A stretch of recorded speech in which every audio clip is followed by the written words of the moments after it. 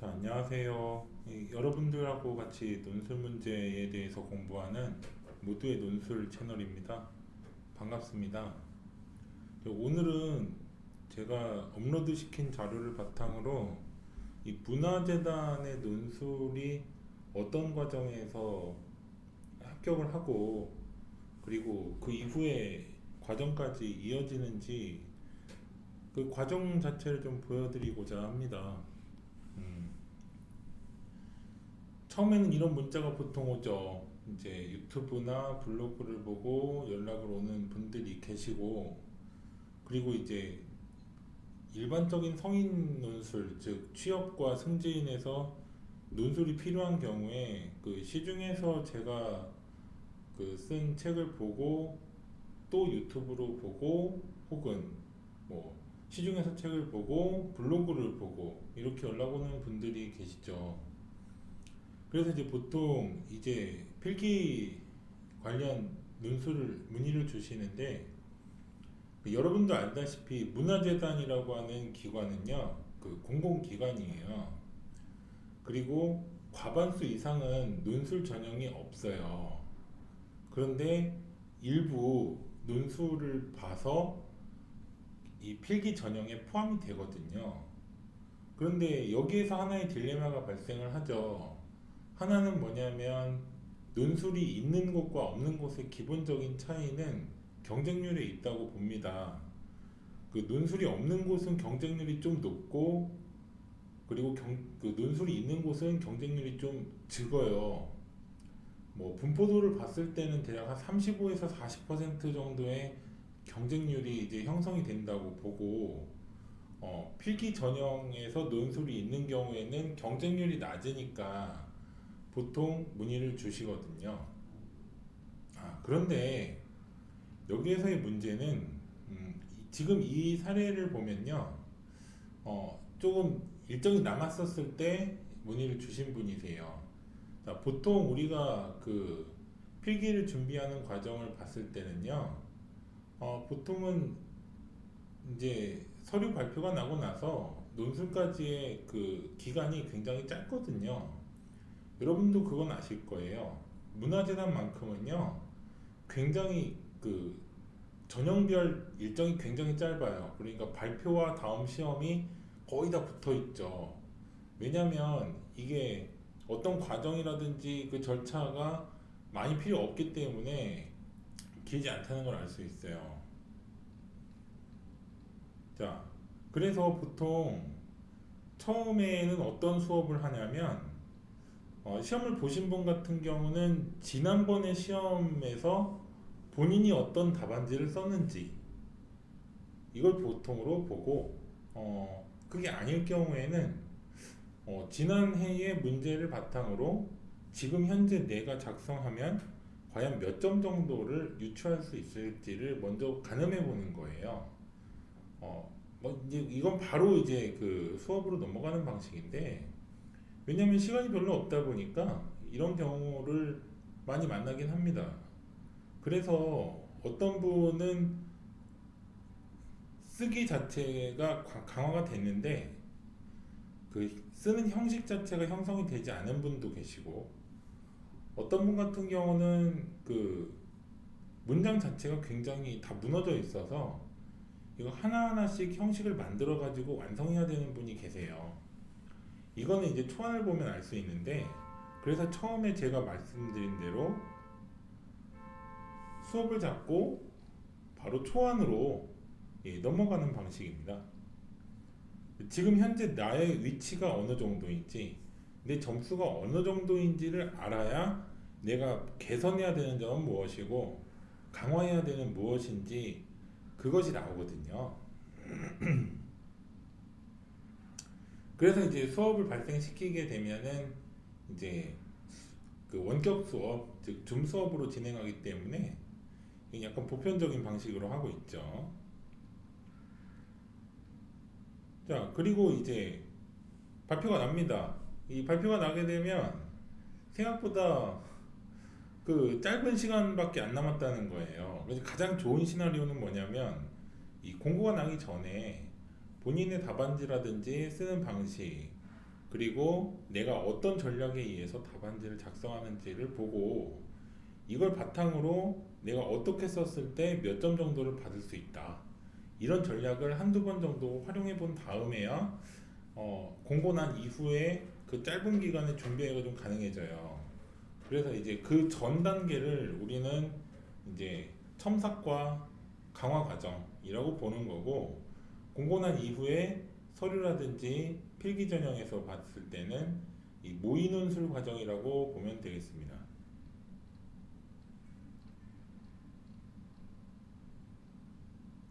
그리고 이제 이분 같은 경우는 이제 공고 난 이후에 제가 이 정도면은 이제 충분히 쓸 수 있겠다.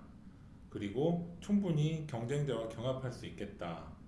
그리고 이런 점수 분포도 자체도 충분히 기대할 만하니까 충분히 여기 이번 시험에서는 좋은 결과가 날 수 있겠다. 이렇게 알려드립니다. 그래서 본인도 이제 이런 첨삭 받는 과정에서 이제 자신감이 생겼다고 하시죠. 그리고 이제 모의 논술로 넘어가는 과정이 바로 이 대화입니다.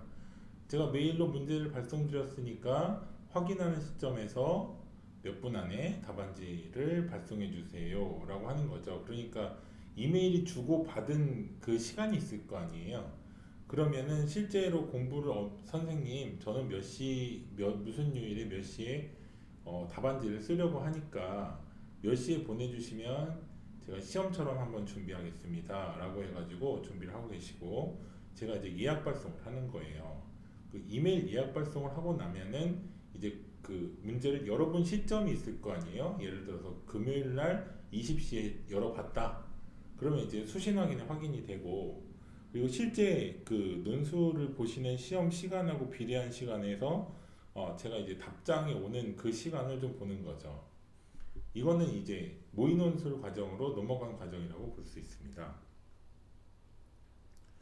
그래서 제가 이렇게 어떤 시간에 어떻게 작성해서 어떤 방식으로 발송해 주세요를 이제 제가 알려드리는 방식이고요. 자, 처음에 들어와서는 이제 1, 2, 3주, 그러니까 1, 2, 3차 수업에서는 어떤 과정을 하냐면 실제 나왔던 문제를 바탕으로 그 어떤 방식에서 그러니까 가산점과 가산점이 발생을 하고, 그리고 어떻게 작성했을 때에 이제 이 개요는 어떻게 작성하고 이 개요를 바탕으로 어떻게 작성했을 때에 우리가 기대할 수 있는 점수가 이렇게 분포가 된다. 이런 내용이 주된 수업 내용이고요. 그리고 이제 그러니까 모의 논술이 진행되고 나면은 어, 이메일을 이제 저한테 이제 답장으로 보내실 거 아니에요. 그럼 이 답안지를 바탕으로 우리가 기대할 수 있는 점수를 산정해 보는 거죠. 그리고 나서 치명적으로 이런 부분은 좀 고쳐야 된다라든지, 아니면은 이런 부분은 좀 강화해서 좀 몇 글자 정도로 강화시키면 좋겠다라든지, 아니면 이 부분에 대해서 이런 내용이 들어가면 더 좋겠다라든지, 이런 내용을 바탕으로 수업을 하게 됩니다. 그리고 나서 마지막 대화의 양상을 보면 제가 좀 기출 나온 문제 중에서 좀 대응하기 어려운 문제를 보내드린다라고 하는 이유는 아주 원형적인 문제도 있고, 그리고 문화재단의 논술 문제를 보면은 그러니까 여러분들을 흔들기 방식으로 좀 당황스럽게 하는 문제도 있어요. 그러니까 이런 부분들을 좀 조정을 해보는 거죠. 그리고 이제 시험을 보신 것 같은데, 이런 문제에 대해서 내가 이렇게 대응을 해봤다 라고 하면은 제가 여기에 대해서 이번 시험에서는 기대할 수 있는 점수가 몇 점이다. 그리고 어느 부분은 아쉬운 부분이고 어느 부분은 굉장히 잘 쓰신 부분이다. 따라서 이걸 상대평가의 영역으로 넘어갔을 때는 충분히 기대할 수 있겠다라고 하는 시점에서 본인이 이번 논술 시험은 고득점으로 볼 수 있다, 아니면 좀 아쉬운 점수로 볼 수 있다를 미리 알려드리게 되는 거예요. 그러니까 시험 보신 날 혹은 그 다음 날에 이 본인 점수를 알게 되면 면접이라든지 아니면 문화재단의 지금 사업 방향이라든지 이런 것들을 조금 가늠할 수 있게 되는 기회가 되겠죠. 그리고 이제 합격이 됐네요. 자, 그리고 이제 제가 축하드린다고 하면서 보는 눈이 비슷하다고 하는 이유는 실제로 그 채점하는 사람들도 있겠지만 이 채점을 많이 해본 사람들은 그 점수를 유출할 수 있거든요. 그러니까 최대의 기대 점수와 최소의 기대 점수 정도는 충분히 예측이 가능하다는 거죠.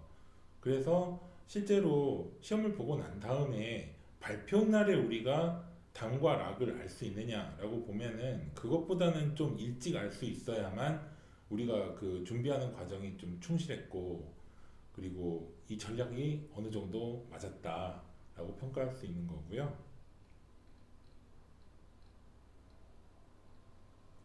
그리고 나서 제가 축하드린다고 하면서 이렇게 연락드린다고 하는 이유는 그래도 이제 필기가 어느 정도 끝났고 8분 응선이 넘은 거잖아요. 그러면은 여기에 대해서 읽을 링크라든지 아니면 기사라든지 이런 것들을 그 이후에 이게 면접으로 가셔야 되니까 여기에 대해서 서로 그 공부를 해야 되는 영역을 좀 미리 알려드리는 거예요. 자, 여기까지 봤을 때 그럼 수업의 영역은 무엇이냐라고 이제 궁금할 수 있잖아요. 자, 수업의 영역은요. 1, 2, 3차 수업에서는 유형이 다른 출제 빈도가 높고 예상이 되는 문제를 미리 풀어 드립니다. 왜냐면 어떻게 내가 전략을 쓰든지 간에 내가 어떤 전략에 대해서 어떤 전략을 써서 몇 점 정도를 내가 목표로 작성한다가 실제 시험에서 구현이 돼야 되기 때문에 그렇고요. 그리고 어떻게 쓰는지를 모르는 상태에서는 첨삭만 한다고 좋지 않죠. 그래서 일반적인 논술의 기준에서 보면 이렇게 작성하는 것이 바람직하다라고 하는 예시 문제 풀이 과정을 제가 좀 보여드리고 그리고 나서 4주차부터는 예상 문제, 즉 4회차부터는 예상 문제나 모의 논술을 바로 넘어가는 그 경우도 있습니다. 그런데 조금 총명하신 분들도 계세요. 그러니까 풀어드리는 과정을 2번 정도 봤는데 충분히 내가 여기에 대해서는 대응할 수 있겠는데 그리고 내가 잘 쓸 수 있겠다라고 하는 분들은 3회차부터 모의 논술로 넘어가는 것이고 선생님 제가 2번 정도 봤는데 좀 부족한 것 같아요. 그리고 선생님하고 이제 설명을 들을 때는 이해가 되지만 실제로 제가 써보니까 좀 이해가 잘 안 되고 그리고 선생님이 알려주신 대로 그 착실한 기호가 좀 안 나오는 것 같습니다. 라고 하는 경우에는 조금 더 풀어드리고 이런 게 바로 이 논술에서 본인이 연습하는 영역으로 원활하게 넘어갈 수 있게 하는 과정이지 그래서 논술 관련 수업 같은 경우는 여러 명을 수업하는 게 아니라 그 개인 수업을 기본으로 해야 됩니다. 어떤 분은 문장은 뛰어난데 내용이 설계가 안 된 분이 계시고 어떤 분은 문장이 부족한데 내용이 좋은 분 계시고 어떤 분은 내용도 문장도 모두 안 좋은 분들이 계시거든요. 따라서 이것을 어떻게 해야 되는지는 또 저의 딜레마기도 합니다. 그래서 결국에는 이제 가장 효율적인 방식으로 합격이라고 하는 목표에 대해서 접근을 할 때 가장 효율적이었던 방식은 무엇이냐? 결국은 개인마다 영역이 다르기 때문에 역량이 다르기 때문에 여기에 대해서 좀 개인적인 접근을 하는 게 좋겠다. 저는 그렇게 생각하고요. 그리고 이제 이런 분들 같은 경우는 이제 처음부터 보셔서 알겠지만 좀 미리 그리고 우리 재단 같은 경우는 몇 월 달에 시험을 봤었고 작년 기준으로 몇 월에 봤었는지 알고 있잖아요. 왜냐면 문화재단은 보통 본인이 거주하는 지역에서 아주 먼 지역이라든지 아니면 내가 한 번도 동선이 나오지 않은 지역에서 보는 경우는 별로 없어요. 보통 내가 거주하고 있는 곳 그리고 한 번 시험을 봤던 곳이라든지 아니면은 뭐 그 연계해서 일을 해봤다든지 이런 분들이 좀 많이 있고 그리고 관심이 있지만 아직 시험을 보지 않았다든지 이런 경우도 좀 있거든요. 그럼에도 불구하고 전혀 나랑 상관없는 지역의 문화재단 논술 시험을 본다는 거는 그렇게 많지 않은 것 같아요. 따라서 예, 우리가 조금 이제 관심이 있고 그리고 취업 이런 문화재단의 취업에 대해서 관심이 있다면 작년에는 몇 월에 시험을 봤고 그리고 몇 명을 채용을 했고 그리고 지금 요즘 문화재단은 어떤 일을 하고 있고 이런 것들을 좀 서치해서 본인의 정보를 수집하는 과정도 필요하지 않을까 싶습니다. 2021년 같은 경우는 이렇게 장기간의 준비를 통해서 합격하신 분들 같은 경우는 스스로도 연습을 했지만 그 연습하고 참석하는 과정에서 실제 시험 전에 충분히 이 사람은 좋은 점수를 받겠다. 그리고 저도 알고 본인도 알고 자신감을 가지고 시험을 보신 분들이 대부분이거든요. 따라서 이런 등식을 적용했을 때 22년에 우리가 가장 효율적인 전략이라고 하는 건 뭐냐면 작년 기준, 즉 2021년 기준으로 22년 기준의 문화재단 논술을 준비하기 위해서는 나는 그러면 어느 기간에 어떤 방식으로 어떤 전략에 의해서 준비하겠다. 이런 목표를 가지고 준비하시는 것이 가장 효율적인 준비라고 볼 수 있겠습니다. 자, 오늘은 여기까지 하겠습니다. 감사합니다.